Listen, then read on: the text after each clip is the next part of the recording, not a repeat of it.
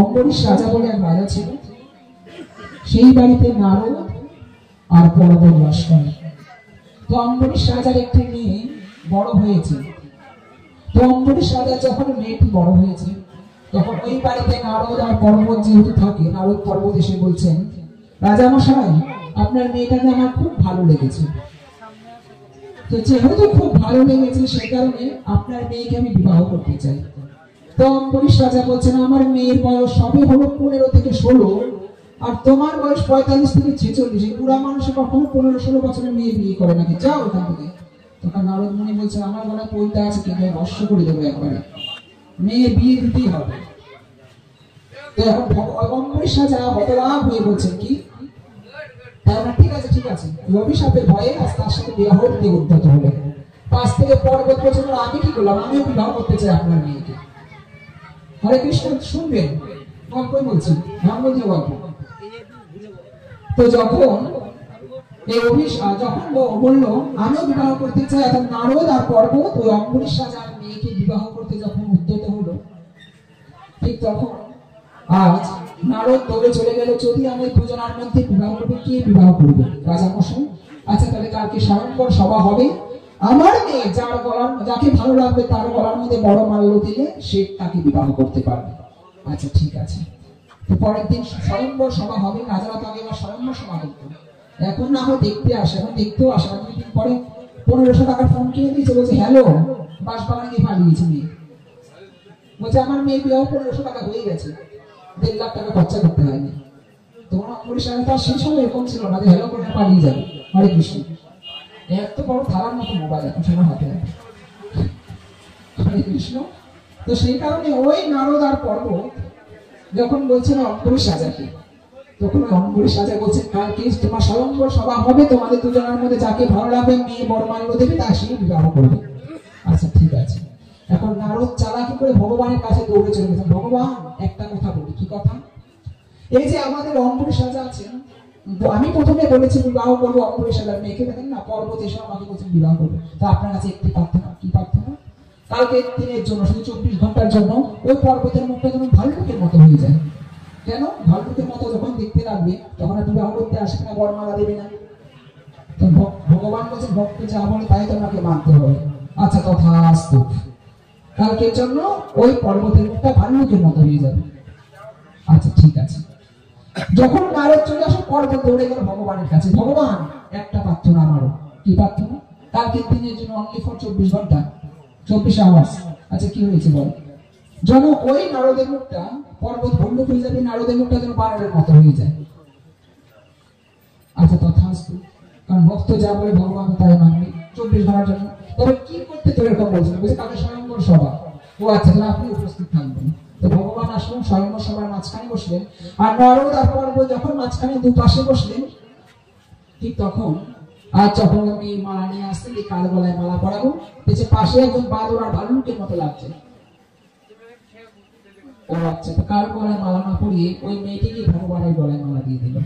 আর ভগবান মেয়ে চলে গেল কোথায়? বৈকুণ্ঠে। চোখ খুলে দেখছেন ওই নারদ আর পর্বত যা ভল্লুক আর বাদর হয়ে গেছিল, তারা দেখছেন মেয়েও নাই। কোথায় গেল মেয়ে? অম্বরীশ রাজাকে বলছেন, মেয়ে জামাই নিয়ে পালিয়ে গেছে। কোথায় পালিয়ে গেছে? বৈকুণ্ঠে। কে? শ্রী হরি নারায়ণ। তো আমরা যাকে করবো বিয়ে, সে আমাদের সামনে থেকে বউ নিয়ে চলে গেল। দৌড়ে ভগবানের কাছে গিয়ে বলল, ভগবান আজ আমি তোমাকে একটি কথা বলছি, আমাদের সামনে থেকে তুমি যেমন ভাবে আমাদের বউকে নিয়ে আসলে, একদিন পরের বার যখনই তুমি যাবে ওই ধরাধামে, তোমাকে কিন্তু বউ হারিয়ে কান্না করতে হবে। অভিশাপ দিলাম। ভগবানকে অভিশাপ দিল কি? বউ হারিয়ে কান্না করতে হবে। মনে করেন আপনারা কোন যুগে ভগবান বউ হারিয়ে কান্না করেছে? কে বলতে পারবে? হ্যাঁ, ত্রেতা যুগে।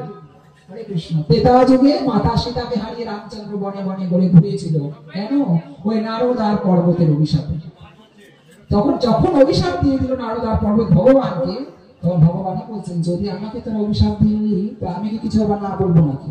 কেন? যদি আমি বউ হারিয়ে কান্না করি, তোরাও তখন ওই বউকে খোঁজার জন্য তোরা ভল্লুক আর বাদর হয়েও আমাকে পিছন পিছন করে আমাকে ওই বউ খুঁজে দিবি এনে। হরে কৃষ্ণ। তো কি হয়েছিল ত্রেতা যুগে? না হয়েছিল না, ভগবান রামচন্দ্র যখন মাতা সীতাকে খুঁজছিল, পাশে কিন্তু বানর আর ভাল্লুক ছিল। রামায়ণ দেখেছেন তো অনেকে? ছিল। তো সেই কারণে অভিশাপ কেউ মাথা পেতে নিতে চায় না। তো অভিশাপ এমন একটা জিনিস, অভিশাপ নিলে কি হয়, অভিশাপ গ্রহণ করলে তার জীবনটাই তছনছ হয়ে যায়।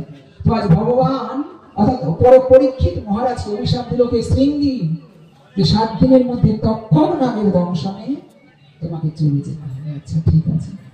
আর যখন এই অভিশাপ দিল, আজ ভগবান পরীক্ষিত মহারাজ কি করলেন? ভগবানের নাম স্মরণ করতে করতে কি করা যায়, আজ পরীক্ষিত মহারাজ যখন শ্রাপ শ্রবণের কথা শুনলেন, শোনার পর দৌড়াতে দৌড়াতে সমস্ত মুনি ঋষি যারা আছেন, পাঠক ভগবত পাঠ থেকে শুরু করে যারা যারা আছেন সবার কাছে বলছেন, মৃত্যুমুখী জীবে করণীয় কাজ কি?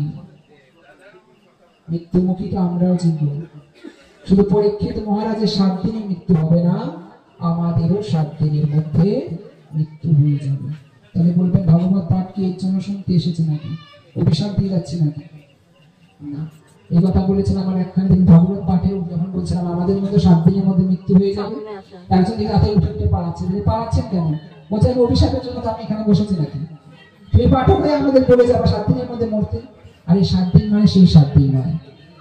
একটি সপ্তাহে 7 দিন হয়, রবি, সোম, মঙ্গল, বুধ, বৃহস্পতি, শুক্র, শনি। হয় আপনি রবিবারে আপনার মৃত্যু হবে, অথবা সোমবার, বুধবার, না হলে বৃহস্পতি, শুক্র, শনি। এই 7 দিন ছাড়া তো আর কোনো বার নাই গো। আছে? আর এক সপ্তাহে 7 দিনই আছে। তো আপনি আজকে মরেন আর 100 বছর পরে মরেন, এই রবি, সোম, মঙ্গল, বুধ, বৃহস্পতি, শুক্র, শনির মধ্যে আপনাকে চলে যেতে হবে। হরে কৃষ্ণ। তো সেই কারণে রাজা পরীক্ষিত রাজ মৃত্যুমুখী জীবের কি করণীয়, আর সমস্ত সংসার মায়ামলে বিষামলে ফেলে দিয়ে আজ পরীক্ষিতের পুত্র জনমেঞ্জয়কে রাজ্যভার দিয়ে সবাইকে বিদায় জানিয়ে চলে যাচ্ছে কোথায়? গঙ্গা তীরে। প্রত্যেক মৃত্যুমুখী জীব আমরা যখন ভগবানকে আসার সময় কথা দিয়ে এসেছিলাম, তোমাকে ভজন করব, তোমাকে ডাকবো, তোমাকে এই করবো না, তোমাকে এখন আর তা করি না। কি করি? এখন যখন বউ কত সুন্দর বউ দেখতে, মেয়ে হয়েছে, নাতি হয়েছে, এই নাতির পিছনে পিছনে করতে করতে আমরা সেই জীবন ভগবানকে আর ডাকা হয় না। তো রাজা পরীক্ষিত বিষয় পাশা বিষাণল সমস্ত কিছু ছেড়ে দিয়ে আজ গঙ্গা তিনি উপস্থিত হয়েছেন। সেখানে পরম প্রভুপাদ শ্রী শ্রী সুখদেব ব্রহ্মচারী উপনীত ছিলেন। আজ প্রথম কথা, প্রথম প্রশ্ন করলেন রাজা পরীক্ষিত সুখদেব গোস্বামীকে, প্রভু বড় বড় প্রভু, মৃত্যুমুখী জীব তো আমরা সবাই গো, 7 দিন পরে আমারও তো মৃত্যু হয়ে যাবে। তাহলে মৃত্যুমুখী জীবের আমাদের করণীয় কাজ কি? প্রত্যেক মৃত্যুমুখী জীবের শেষ করণীয় হলো ভাগবতীয় আস্বাদন। আজ এই ভাগবতীয় আসনে 10 হোক, 1000 হোক, 100 হোক, 500 যতজন শুনছেন বা এসছেন, এই ভাগবতীয় লীলারসের মধ্যে জানেন কি হয়? সেই জীবনের জন্য এটুখানি লেখা থাকবে আপনার, আর কিছু লেখা থাকবে না। শেষ জীবনে এটাই আপনি নিয়ে যেতে পারবেন। তো প্রত্যেক মৃত্যুমুখী জীবী যারা যারা এখানে উপস্থিত হয়েছেন জানবেন তিনি পাঠিয়েছেন, তাই আপনারা উপস্থিত হতে পেরেছেন। তিনি পারত টিভি সিরিয়ালের মাধ্যমে মনটাকে মুগ্ধ করে অন্যদিকে ঘুরিয়ে দিতে, কনভার্ট করতে। তিনি পারত পায়ের শক্তি কমিয়ে দিয়ে ঘরে বসিয়ে রাখতে, কিন্তু তিনি তা করেন নাই। কেন? আপনাদের শক্তি দিয়ে এখানে পাঠিয়েছেন। তাই কোনো ভাগে কোনো জীবের শ্রদ্ধা যদি হয় তবেই সে জীব সাধু সঙ্গ করায়। সাধু সঙ্গ হতে হয় শ্রবণ ও কীর্তন, আর কীর্তন শ্রবণে হয় জীবের অনর্থ নিবর্ধন। সাধু সঙ্গ সর্বশাস্ত্রে কয়, ছোট্ট একটু সাধু সঙ্গ জীবের সর্বসিদ্ধি হয়। তাই গৌর সেই কারণে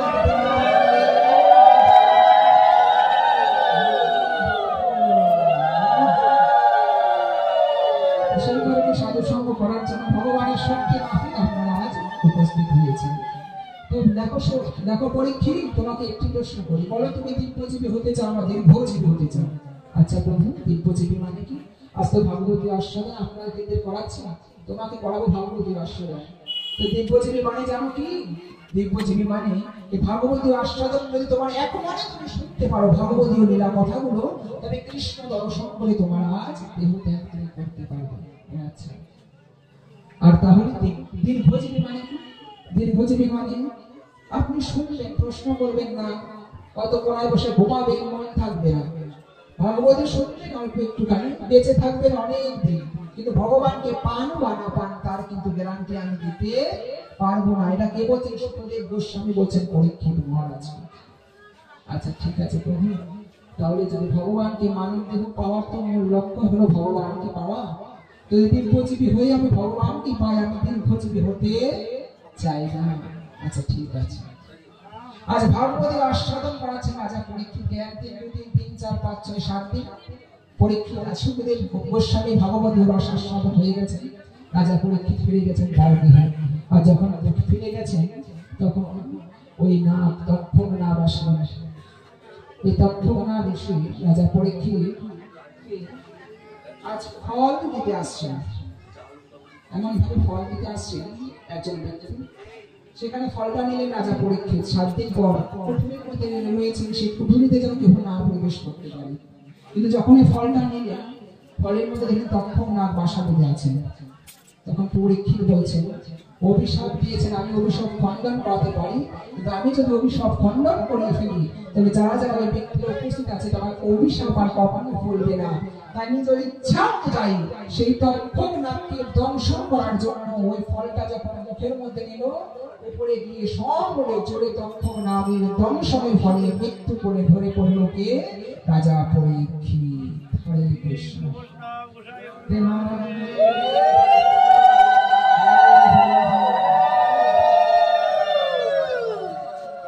তাহলে ভাগবতীয় লীলা আস্বাদন রস এতটুকু বলেছি পরীক্ষিত মহারাজকে।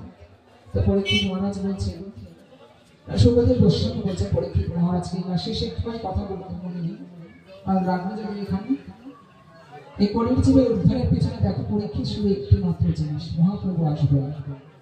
সে মহাপ্রভু নদীয়ার দাঁড়ে দাঁড়িয়ে নাম দিলাম কি জানো? হরে কৃষ্ণ হরে কৃষ্ণ কৃষ্ণ কৃষ্ণ হরে হরে হরে রাম রাম রাম হরে হরে। এই নামটুকু বিলাবে। আর সেদিন যদি তোমরা ওই মহামন্ত্র নামটা তোমরা জপ করতে পারো, কলি কিন্তু তোমাদের মধ্যে কখনো গ্রাস করতে পারবে না, কখনো কলি তোমাদেরকে প্রবেশ করতে পারবে না। আমরা বিষয় বিষাণে আমরা চলি, যেমন সংসারের বিষয় সুখে আমরা সবাই মত্ত। তো এই বিষয় সুখের মধ্যে যেন ভগবান তাকে মনে থাকিব, কৃষ্ণ নামটুকু যেন কখনো আপনি না বলেন। কেন? সঙ্গের সাথী শুধু কৃষ্ণ নামটুকু হবে। তাই আজ যেহেতু এখানে বিশ্রাম দেব, যত যত সাধুগুরু বৈষ্ণব আছেন, যে দুই বাহু তুলে জয় দেবে ভগবানের নামে, যতটুকু মনে কালিমা থাকবে যেন দূর হয়ে যাবে। বলি ভগবান শ্রীকৃষ্ণ চন্দ্র কি, রাধা রানী কি, বৃন্দাবন ধাম কি, মথুরা ধাম কি, চৈতন্য মহাপ্রভু কি, শ্রীমদ ভাগবত গীতা অমৃত কি, गिरिधारी गोपाल की, अपन अपन माता पिता की, अपन अपन गुरुदेव की, बोलिए निताई गौर सीतानाथ प्रेमानंदे।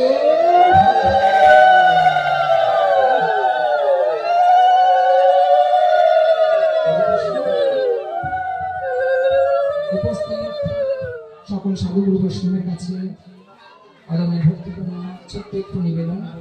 যতটুকু গীতা পাঠ হয়েছে, ভাগবত পাঠ হয়েছে, এ পাঠে বহু ভুল ত্রুটি কথা বলতে পারি, বহু অজানা কথা বলতে পারি এবং আপনাদের মনেও বহু কথা বলে দুঃখ দিতে পারি।